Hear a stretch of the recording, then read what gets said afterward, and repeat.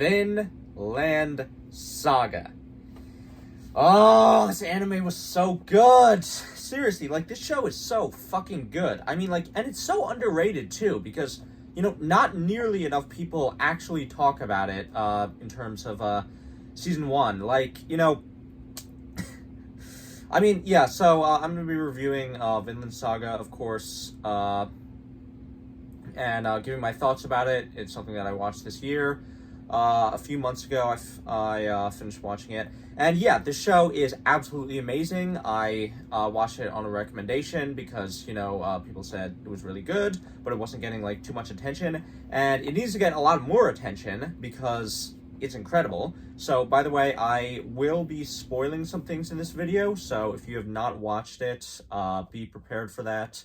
And maybe just watch it right now because it's so amazing. But anyway, yeah, talking about it, you know, for me, Vinland Saga, in many ways, it has kind of a lot of similarities to Attack on Titan. Like, you know, I definitely get similar vibes, you know, in terms of its quality and, you know, excellent level of storytelling, Vinland Saga. But, you know, in my opinion, you know, comparing Vinland Saga Season 1 to Attack on Titan Season 1, I would say that Season 1 of Vinland Saga is better than Season 1 of Attack on Titan. I mean, obviously Attack on Titan gets better as it goes on, but, you know, Season 1 of Vinland Saga, it was just a cut above, in my opinion. This season is so freaking good. It's amazing. Like, I mean, like, it's definitely, Season 1 of Vinland Saga is definitely, I would say, a contender for best thing I've watched all year.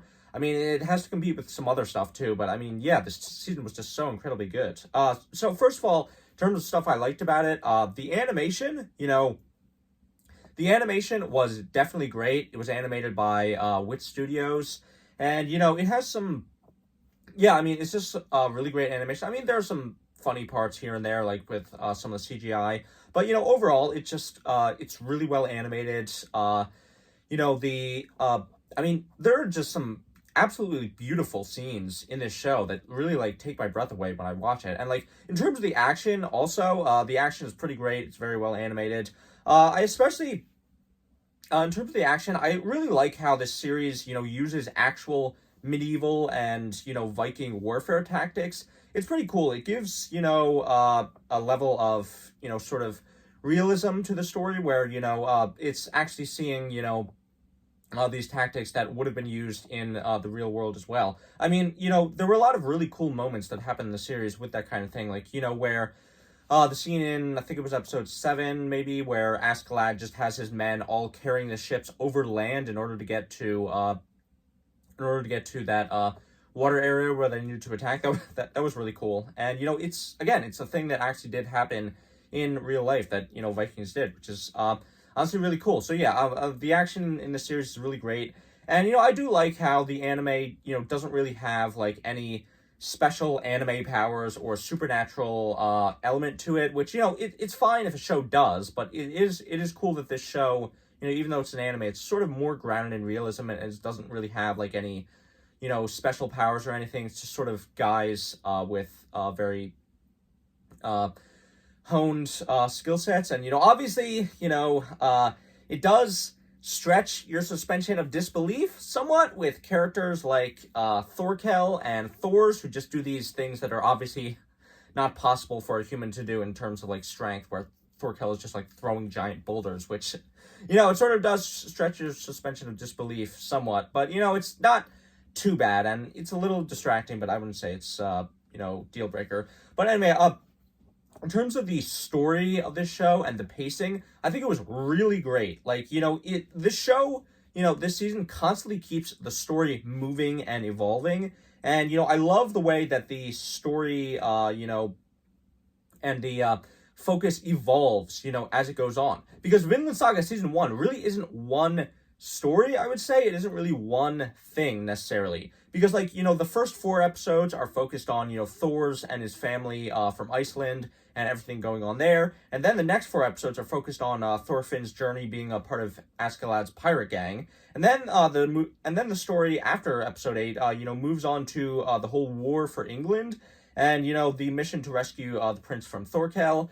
And then by the end of the season, it turns into a straight up political thriller with all these, shifting alliances and stuff, which was really great. And, I just love seeing the story, evolve as the season goes on. It's really fantastic and really well written. So yeah, that's a really great thing about the show. And the thing is too, it doesn't ever feel jarring. Like, it doesn't ever feel, okay, we're like switching around. It's like really chaotic and not flowing well. No, the series flows very well, and everything like fits, perfectly in terms of how it is presented in the story, and it perfectly builds to that incredible ending that happened. And oh my gosh, like that ending, which we'll get to a little bit later as I talk on. But yeah, safe to say, I would say that in my opinion, my one maybe gripe about this series that I have was that the beginning was a bit slow for me, and I don't feel like it really picked up until, episode 4, maybe. Like, the first 3 episodes were good, but it was sort of set up and not a ton interesting was really happening. Whereas you have a show like Attack on Titan where it grabs you, like, immediately from the very first episode and doesn't let go. But yeah, beyond that, again, the first 3 episodes aren't bad, but I just feel like they were a little toned down, compared to, the other 21 episodes of the season, but yeah, honestly, but I was, honestly, beyond the first 3 episodes, I was really invested and, couldn't look away, throughout the entire series, and I just couldn't stop watching because it was so investing and so interesting. So yeah, to be honest, in my opinion, this series, the first half of the season is definitely good. There were a ton of really great moments in the first half of the season. But quite honestly, even though the first half of the season is really good, the second half, is even better in pretty much every way because it just improves so much upon the story that is being presented, and it's just so incredibly great. This really is the type of season that just gets, keeps getting better and better as you keep watching it. It's just really good in that way. In terms of other stuff in the series, this series, definitely doesn't really pull its punches in terms of the portrayal of the cruelty of this world. And, for example, this series is definitely, it definitely has a lot of morally gray characters, for example, a good example is Askeladd, which, of course, we're going to get to because I have a lot of things to say about him. But, you see this character, do these terrible things, but then you also see that he is sort of this person who, you are sort of given a lot of reasons to like him as well. But then, of course, you see, in episode 14, probably, the cruelest moment in the series where, of course, what happens is that Askeladd goes to this village and they can't let anyone escape. So they slaughter every single one of them and don't leave anyone left alive, which is, gets you... sort of throws you into the violence and cruelty of this world and seeing, just how incredible the brutality can become in terms of what people have to do, or at least think they have to do. And, and that, the violence and cruelty of this world, it really works well considering the kind of character that the, main character Thorfinn is. Because, Thorfinn is... obviously his dad was killed by Askeladd, so he is this character, sort of obsessed with revenge. But it's really interesting to me because, unlike a lot of other characters obsessed with revenge, Thorfinn really doesn't actually like killing. He is sort of, the odd man out in terms of this series because, whereas all the other Vikings are kind of you see how there's this culture of, the glorification of war and violence with them. And you see how they're, incredibly crazy and blood-hungry, and whereas Thorfinn, he is, he doesn't understand, how they could possibly love war and violence so much, because, he doesn't really like it, but at the same time, he also constantly participates in it, and he does, these horrible things, where you saw in, episode 6, where, he is, of course, doing this mission for Askeladd, in the promise that one day he can, eventually... get a duel with him, but in the process of trying to get his duel with Askeladd, he basically helps, he basically helps Askeladd, commit horrible atrocities on this town and kill a bunch of people, including, this innocent, mother who even, helped him and tended to his wounds, and it's just oh my gosh. It's incredibly, sad, but you also, like, but, the series doesn't shy away from, the fact that, Thorfinn is, like, not really that good of a person. Like, he says to himself that he's, trying to do all this for, like, this noble goal of, avenging his father, and, basically, wanting to challenge Askeladd to a rightful and honorable duel. But in the process of, getting to that point, like, he's doing all these horrible things and contributing, like, these, I don't know, it's, and, I really like how, Thorfinn, like, does legitimately struggle with the role that he has, decided for himself. And, he constantly has doubts about it throughout the series, where you see, like, these multiple dream sequences where his father is basically, obviously, as a dream, is telling him, like, this is not what I wanted for you, and yet, despite that, you're still continuing down this path anyway. And, it's really, interesting to, see Thorfinn's journey throughout the series. And, by the end of the season, what's really cool about it is that, by the end of the season, it shows that, Thorfinn's doubts about what he was doing were completely right. Because literally everything he did to, get his revenge was basically for nothing. And in the end, he only ended up helping Askeladd, the person he despised so much. And that's so interesting because you see these stories where, a character will be trying to get revenge on a person for, wrongs that have been done about them. And usually, like, those kind of characters will be, like, the undoing of the villains of the series. And you would think, like, in this kind of series, Thorfinn would be, in the end, the one who would eventually bring down Askeladd. But literally, Thorfinn is one of the main reasons why Askeladd is so successful in the series. As, without Thorfinn, Askeladd never would have been able to come as far as he did. And that's so interesting because, like, Thorfinn the entire time was, trying to get revenge on Askeladd. But, he just... Again, he literally did nothing but help Askeladd throughout the entire series and never ended up achieving his goal in the end. So that's, I don't know, it's incredibly interesting. And you see, with the kind of character that Askeladd is, where he understands, the type of character that Thorfinn is and just uses that to his advantage to, use him in getting what he wants. And, with a kind of character like that, wanting this honorable duel to finally avenge his father is just not really a very sound motivation for Thorfinn to have. So yeah, Thorfinn is just a really great character. This series has definitely one of the best portrayed anti-revenge messages I've ever seen, especially with how that basically that talk that Askeladd had with Thorfinn in, I think it was episode 10 maybe, where he was talking about how, or maybe it was episode 11, where he was talking about how, hey, you want to kill me so bad, and, one day maybe you will kill me, because, as time goes on, I'll get older and weaker, and you'll get older and stronger. That's simply the way of things. So he was, again, talks like that are really interesting, and stuff that you don't necessarily see. I mean, it's just so interesting, because, like, literally, you just don't see this kind of thing very often, where you have this character who wants desperately to get revenge on this other character, but the character that he wants to get revenge on is basically, like, raising him throughout, like, years of his life and training him to be a warrior. This is, like, such an interesting dynamic, and I absolutely love it.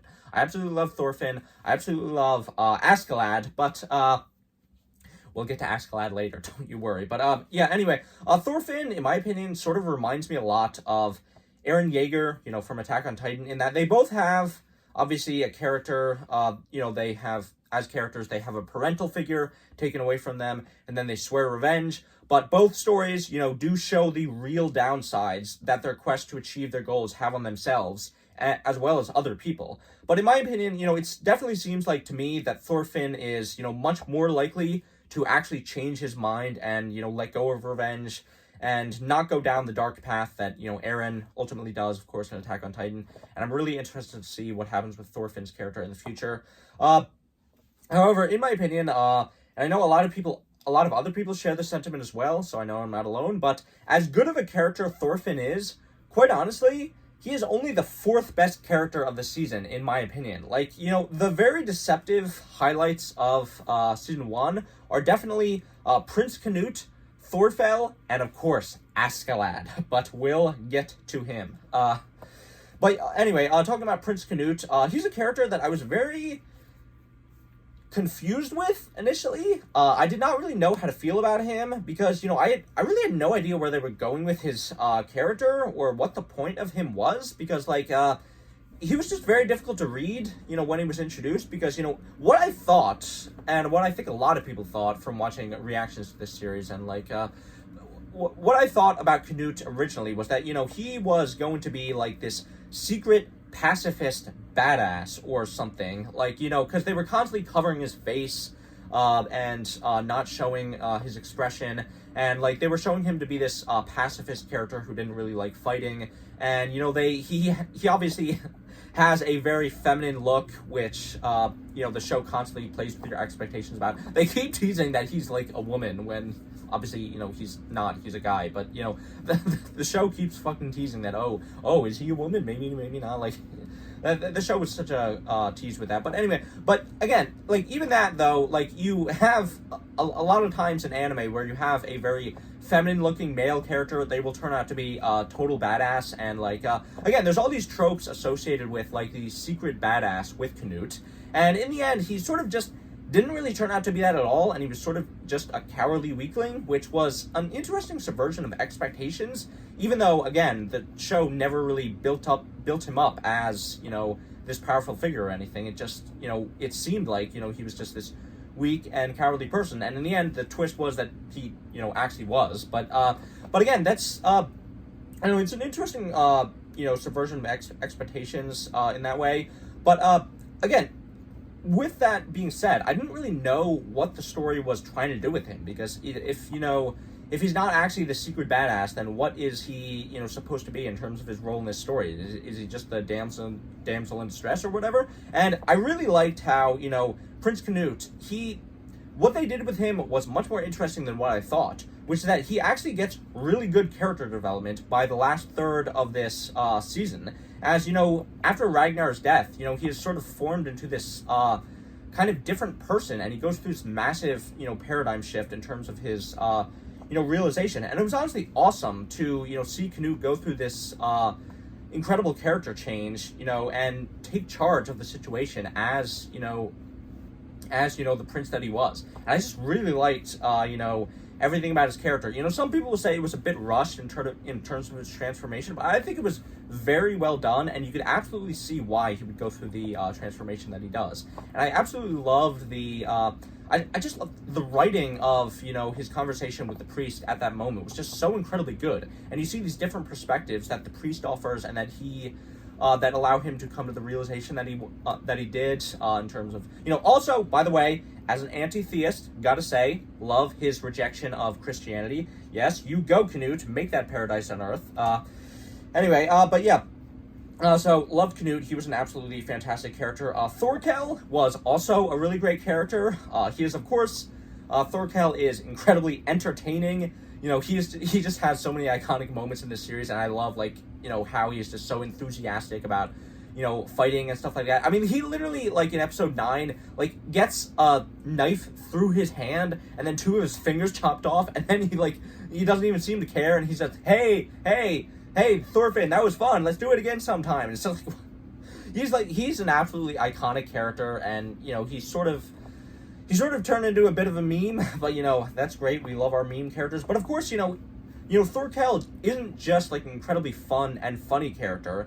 He, what really surprised me about this series is that I expected him, of course, to be just, the big dumb brute character, but, the series actually gave Thorkel quite a bit of, real complexity.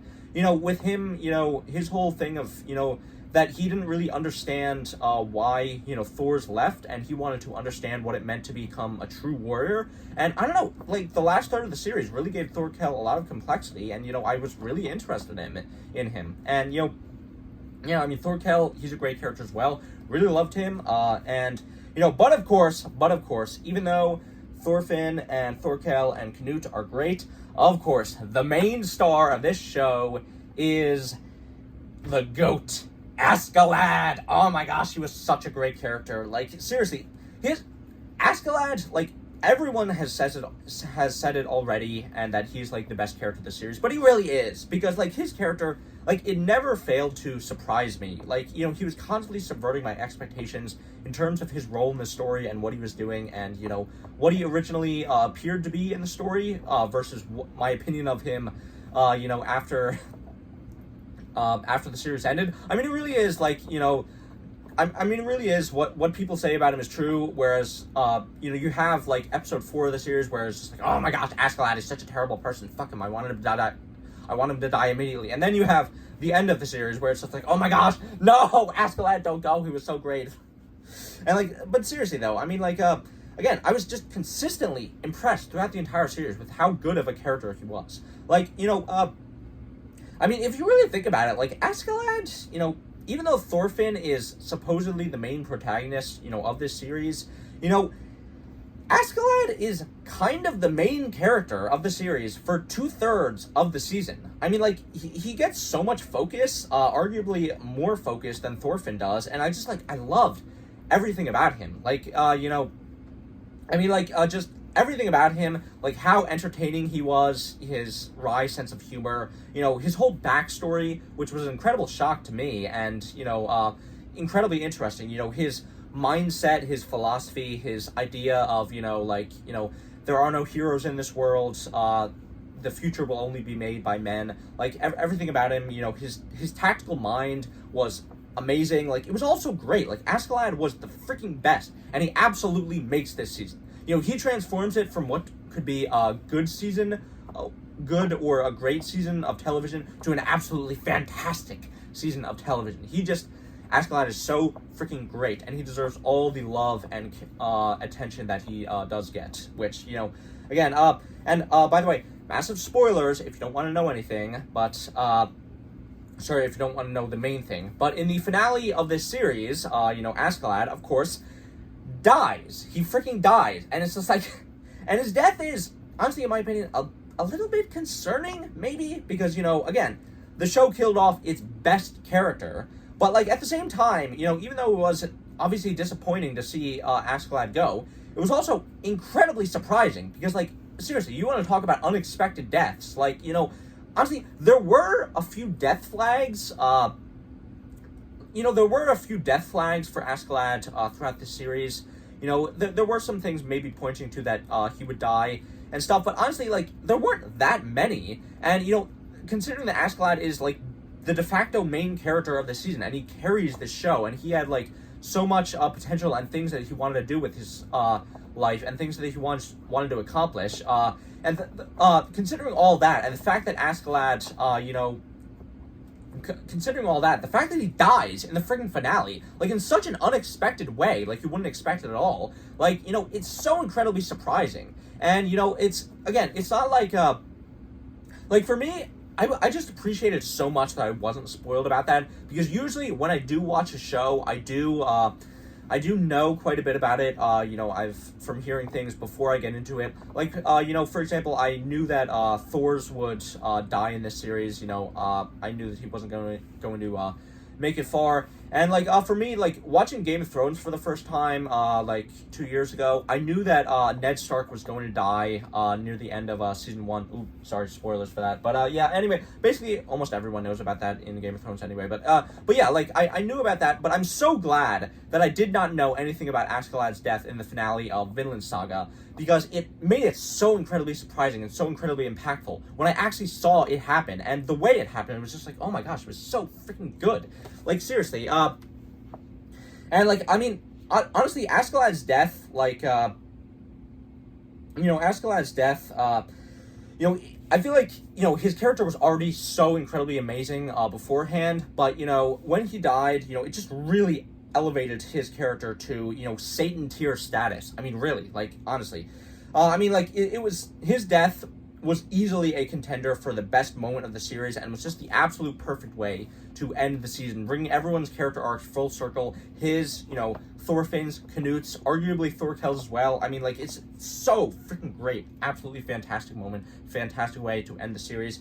And it's just like, oh my gosh, the season was so good, and I'm just, like, so excited for season 2, which is supposed to be coming out pretty soon. Like, manga readers have said that it will definitely be slower and more character focused than season 1 was, which, a bit disappointing that it won't be as action packed, I guess. But as long as it's good and it has great character development and character work, I'm obviously, of course, going to watch it and love it. So yeah, I'm super excited for season 2 of Vinland Saga. It was absolutely fantastic, and if you have made it through this video and don't care about spoilers, I am begging you, please watch the series, because it is so, so, so good. So, yeah, that's what I thought about Vinland Saga. One of the greatest anime that I've ever seen, for sure. Yeah. So, anyway, this has been the Aromantic Shipper. Please be sure to like, share, comment, and subscribe. And, as always, remember, just because you can't feel love doesn't mean you shouldn't want other people to. Bye! Oh, also, are you enjoying this new setup? I got a tripod for Christmas, so yeah, this is being recorded a little late. So, yeah, are you liking it? Anyway, are you liking the angle? I mean, is it level? Just, anyway, bye.